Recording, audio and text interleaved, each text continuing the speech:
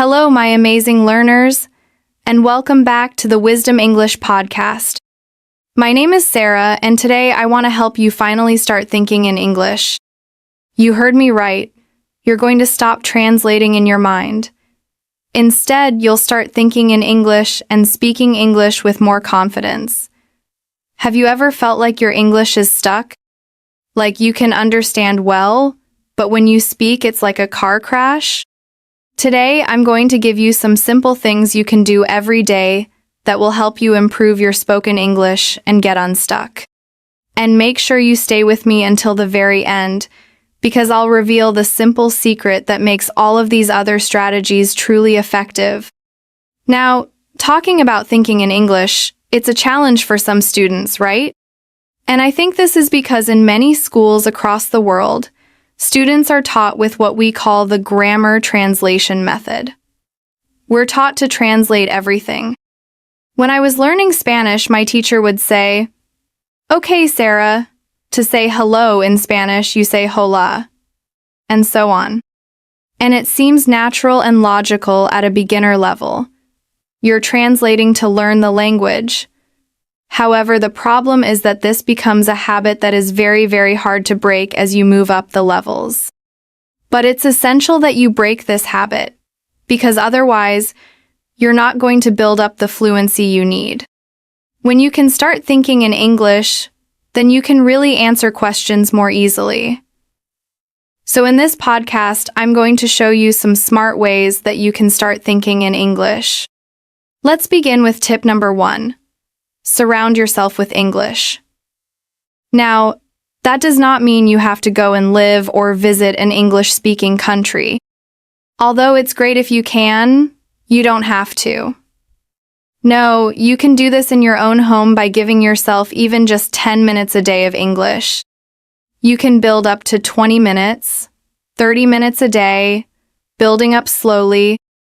And it's important to see this English time as fun and enjoyable, not as study time.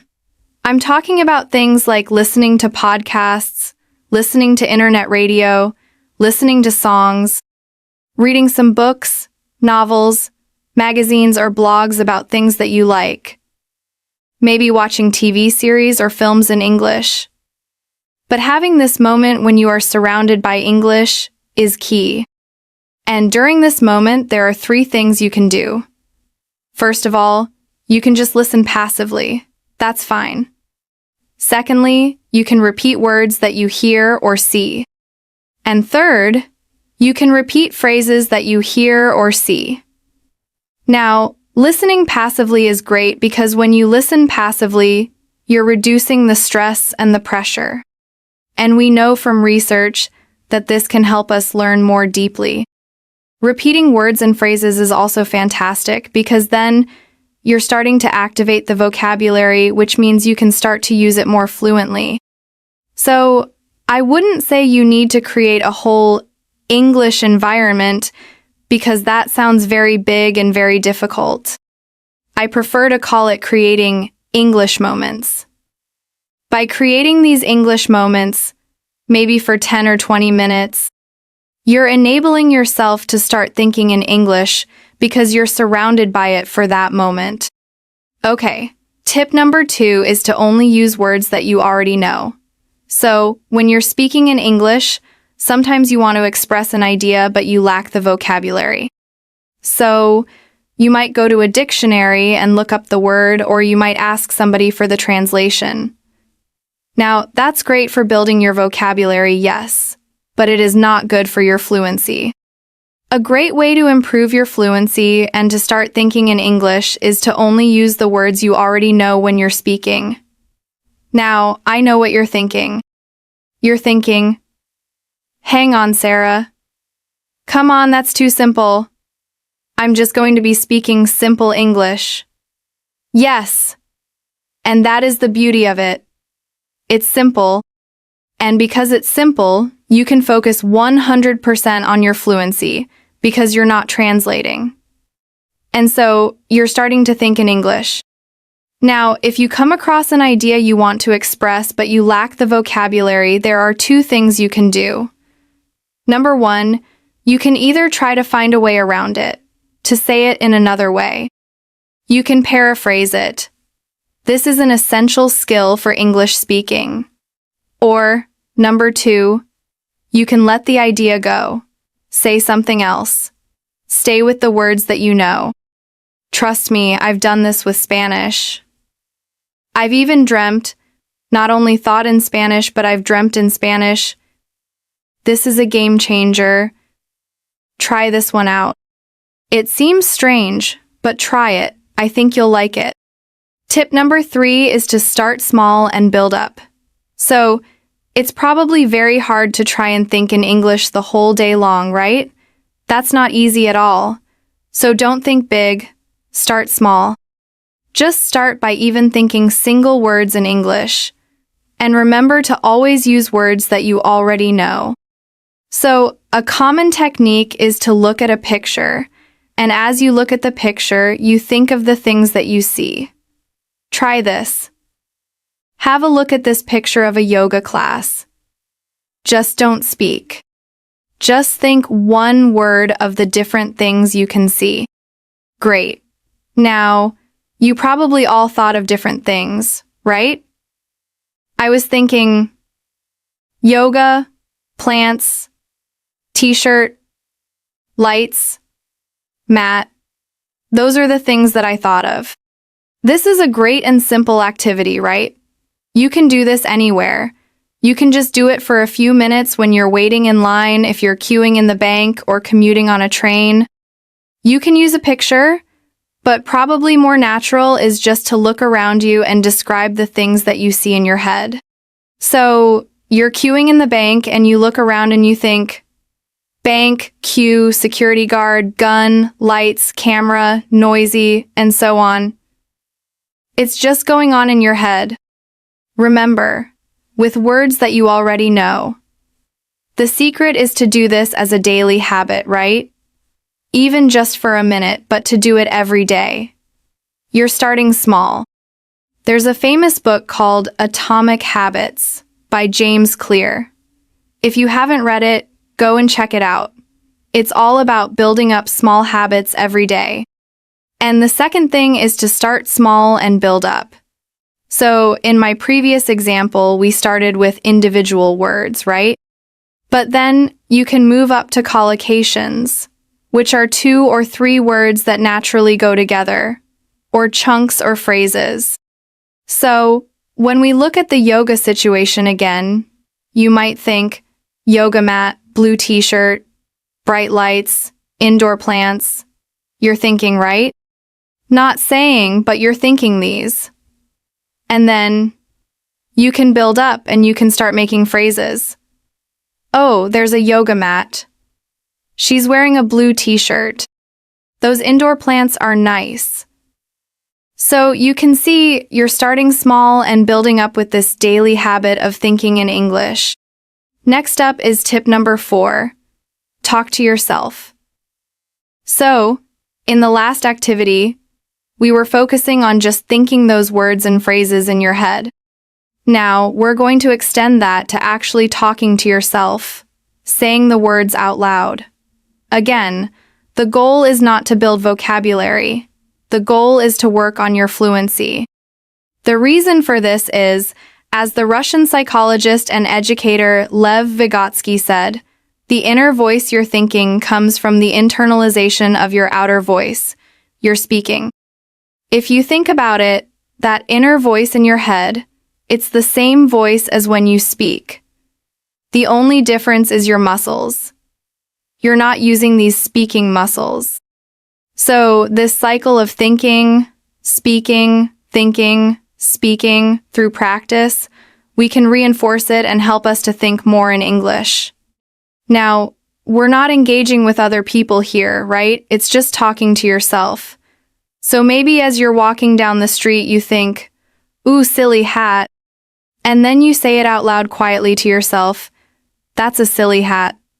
Or, what a lovely day. I love the sun. Or, ooh, I'm getting hungry. You're saying little snippets, little phrases to yourself and reinforcing that thought in English. Some simple activities you can do here. And you may want to do these at home if you're not comfortable speaking out loud in the street. To be honest, nowadays, lots of people talk to themselves in the street. They might be on the phone, or they might just be talking. But if you're not comfortable talking to yourself outdoors, just do these at home. For example, in the morning you could talk about your routine for the day or your plan for the day. Oh, today I'm going to go shopping. I've got to pick up some vegetables. You can describe an activity you're doing. For example, I'm cooking, so I need 2 eggs. I need a bit more flour, more salt. Or you can just review what you've done today. So today was a good day. In the morning, I did this and that. And so you can do simple things where you're actually just talking to yourself and reinforcing this thinking as well. Tip number 5 is to think in English during everyday activities. You see, when you're performing simple tasks like cooking or driving, it's important for you to try to think in English. For example, describe the steps you are taking and anticipate what you need to do next, and create simple English sentences to describe your daily activities. I used to do this when I was in South Korea studying Korean. Whenever I had to take a taxi and the taxi was driving me from one destination to another location, I would, in my mind, say in Korean, "Okay, he's about to turn left. All right, now he's about to turn right. Okay, he's going to go forward. He's going to stop at this light." I was saying it in Korean to practice using the language over and over again. And you can do the same thing. Think in English during your everyday activities. I'm pouring some water in my cup. I'm calling my friend to tell them something. Think in English and describe your everyday activities. You'll be amazed at how quickly you'll start thinking in English. Tip number 6 is to practice thinking in English during quiet moments. You see, you can use the quiet moments of your day to think in English. This is a great tip because it will encourage you to be calm when you think in English. Let me break this down.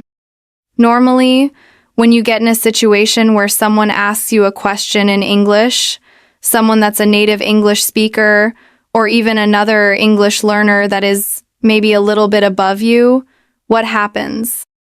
You immediately feel a little nervous. Maybe your palms start sweating, and it seems like your mind goes blank, right? Nervousness becomes attached to speaking English. But now we are switching that emotion. In your quiet moments, when you're calm, when you're relaxed, start thinking in English. Think about your day. Think about your friend, your family member, your spouse. Describe that person. Describe that situation. Now, a feeling of calmness, a feeling of relaxation will be attached to thinking in English. There's an expression, cool, calm, and collected. This is a tip that will help you starting today. Tip number 7 is to avoid using translation apps too much. Notice I didn't say altogether. Translation apps are not bad, but don't use them too much. Let me explain. Translation apps can sometimes be helpful, but relying on them too much can hinder your ability to think in English. Instead, what I want you to do is to challenge yourself to find alternative ways to express your thoughts in English without relying so much on translations. Here's something interesting. I was just teaching a class about 2 weeks ago, and there was a new student that had joined our family. And the student, I could tell they were looking for a specific word. Now, I've taught thousands upon thousands of students, so I can read students quite well. I know when it's important for me to help and when it's important for me to simply wait and let them process it and let them figure it out. It was that type of moment. It was the moment where I needed to sit back and just listen and let her figure it out. I could tell she wanted me to give her the word, but she could also tell by my facial expression that I was simply going to wait and that I wanted her to figure it out. So, she didn't say the word she was looking for, but she found an alternative way, an alternate way of saying what she wanted to say. And then I smiled. This is what happens when you don't rely on translation apps too much. When you don't rely on, hey, let me stop and find the exact word, it's okay. Find other words in your database, in your brain, that you can use to express yourself and then later on look up that word. But in the moment, it's okay. Figure it out. Tip number 8 is to use context clues. We're talking about thinking in English, so let me explain. When you encounter unfamiliar words or expressions in English, don't get frustrated or nervous. Remember, we talked about being cool, calm, and collected. Don't get frustrated or nervous. Instead, try to understand their meaning based on the context in which they are used. We're talking about thinking in English, so look at the text, look at where the word is located, and try to think about what's going on. This will help you rely less on translations and focus more on understanding the overall message. In other words, it will help you think more in English. Tip number 9 is to keep a journal. I actually have tons of journals. I use journals for many different aspects of my business, but I also use them for personal reasons. I write down many things. I write down things when I'm having my worship, studying the Bible. I write down things that pop up into my head throughout the day. When you keep a journal, you'll notice that you'll be able to start thinking in English even more. You see, start writing a journal in English on a regular basis. For example, write about your thoughts, write about your feelings, and your experiences. This will help you practice thinking in English and improve your writing skills at the same time. Remember, it doesn't have to be long. It's just getting into the habit of writing in your journal on a regular basis, forcing yourself to organize your thoughts, to organize your ideas, to lay out using words what you experience throughout the day, improving your ability to think in English. Tip number 10 is to engage in conversations with native English speakers. Now, before I break this down, I want to remind you of something. Native English speakers, we're nice people. Now, there are always going to be some people that are not nice, but in general, we're nice. Go ahead, you can smile too. Listen, we're generally nice people, so engage in conversations. Don't be shy, we'll talk to you. Now, again, as your teacher, of course, it's a little bit different because I'm here, I'm teaching you a lesson. But we're speaking about when you are in an environment where English speakers are around you, or even online English forums or Facebook groups. Engage in conversations. Let me break it down. It is important to seek opportunities to engage in conversations with native English speakers. If you don't personally know any native English speakers, you can find online forums and start speaking to people there. This will help you gain more confidence in your English and also help you think faster in English. This is the goal: to think faster in English. You can be at home with your keyboard and typing. Start the conversation. You can do it. And my final tip before the conclusion is to be patient and persistent. It is so important to remember that thinking in English is a skill that takes time and practice to develop. Please, my friend, please be patient with yourself and keep going even when it gets difficult, because it will get difficult. Over time, you'll start to notice how much easier it is for you to think in English. In other words, don't give up. These tips that I'm sharing with you, put them into practice and be patient with yourself. You are amazing. You're learning another language. You're already awesome. Be patient with yourself. You're learning a brand new technique, a brand new skill, and your brain needs time to adapt. But practice, more and more practice, makes progress. You like that? Practice makes progress. I believe in you, and I want you to believe in yourself. The final secret. I hope you enjoyed this lesson. We've gone through so many tips to help you start thinking in English. And now, for the secret I promised at the beginning. The single most important secret that ties all of these strategies together is this. Thinking in English isn't a single skill you learn. It's a new place you learn to live. By creating these English moments every day, surrounding yourself with the language, talking to yourself, writing a short note, using a monolingual dictionary, you are not just practicing. You are building a new home inside your mind. And soon, you'll feel more comfortable living in that English home than you ever thought possible. So, my challenge to you is this. Choose just one of the tips we talked about today. Just one. And commit to doing it for 15 minutes every day for the next week. Maybe you'll choose to narrate your daily activities out loud. Or maybe you'll decide to write your shopping list in English. Pick one and do it consistently. Prove to yourself that you can start building this new home in your mind.